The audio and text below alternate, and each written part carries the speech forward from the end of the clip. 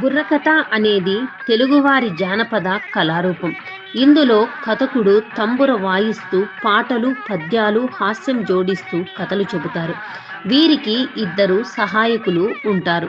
పల్నాటి యుద్ధం వంటి వీరగాథలు, సామాజిక అంశాలను ప్రచారం చేయడానికి ఉపయోగపడుతుంది. ఇది జంగం కథ యక్షగానముల స్ఫూర్తితో రూపుదిద్దుకుంది. ముఖ్యంగా గ్రామీణ ప్రాంతాల్లో ప్రాచుర్యం పొందింది.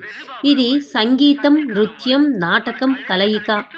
పల్లె పదాలు, పాటలు, పద్యాలు, హాస్యం, నాటకీయత కలగలిసిన కథ సాగుతుంది. వినోదంతో పాటు విజ్ఞానాన్ని, చైతన్యాన్ని ప్రజలకు అందిస్తుంది. పల్నాటి యుద్ధం, బొబ్బిలి యుద్ధం వంటి వీరగాథలు ప్రసిద్ధి. గ్రామీణ ప్రజలకు చేరువుగా వెళుతూ వారి సమస్యలకు గొంతుకుగా నిలిచింది. ఇప్పుడు ఈ కళ అంతరించిపోతోంది. రాయలసీమలో ఉయ్యాలవాడ నరసింహారెడ్డితో మొదలయ్యింది ఈ బుర్రకథ. Exclusive on Zee news.